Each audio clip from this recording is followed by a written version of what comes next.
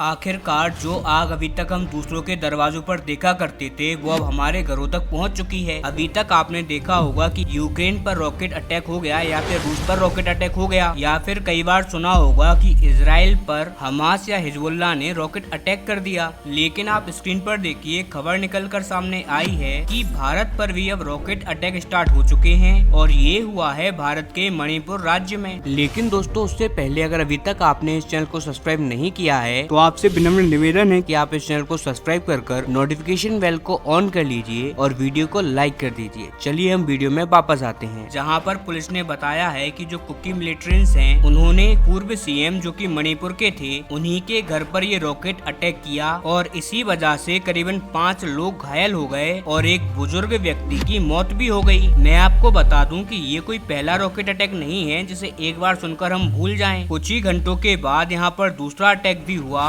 और इसमें भी कई लोगों की घायल होने की खबरें आ रही हैं। इसी के साथ मणिपुर के अंदर हिंसा एक बार फिर से स्टार्ट हो चुकी है और अब तक करीबन 5 लोगों की मौत हो चुकी है। लेकिन चिंता की बात ये नहीं है कि यहाँ पर हिंसा हो रही है, क्योंकि ये दो समुदाय के बीच का मामला है। सदियों से लड़ाई होती आई है, कई बार कुछ महीनों तक लड़ाई होती है तो कई बार तो ये लड़ाई सालों तक भी चल जाती है, लेकिन अंत में ये शांत भी हो जाती है। चिंता की बात तो ये है कि इस प्रकार की हिंसा में पहली बार रॉकेट का उपयोग किया गया, जो कि भारत की नेशनल सिक्योरिटी के लिए बहुत बड़ा थ्रेट है, क्योंकि आप देख चुके हैं कि इजराइल जैसे देश को भी इन रॉकेट अटैक से कितना बड़ा नुकसान झेलना पड़ा है। इन रॉकेट हमलों ने ही रूस जैसी महाशक्ति को भी छलनी कर दिया है। अब इसी आग का भारत के दरवाजे तक पहुंचना हमारे लिए एक बहुत बड़े खतरे की घंटी है। और मैं ऐसा इसीलिए कह रहा हूं क्योंकि जो भारत विरोधी तत्व है ना, फिर चाहे वो आतंकी हो या फिर उग्रवादी, अभी तक तो वो भारत या भारतीय सेनाओं पर गोलीबारी करते थे,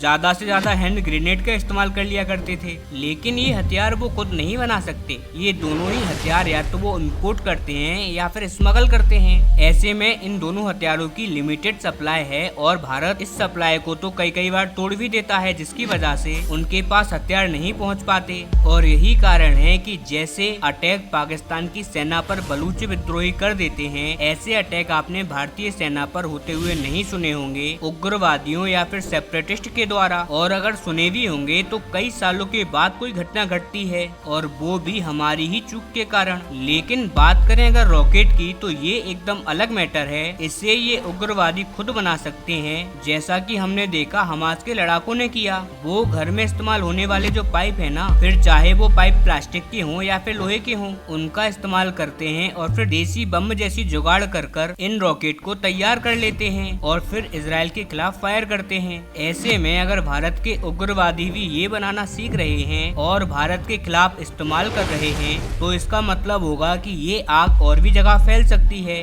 और यही कारण है कि सेना को इस पूरे मैटर को बहुत ही ज्यादा सीरियसली लेना चाहिए, क्योंकि अगर हमने इस आग को मणिपुर के अंदर ही नहीं रोका तो भारत के और भी कई हिस्से हैं जहाँ पर कई उग्रवादी और नक्सल बैठे हैं। अब आप जरा खुद सोचिए कि अगर उनके हाथों में ये लग जाता है तो इससे हमें कितना ज्यादा नुकसान झेलने को मिलेगा।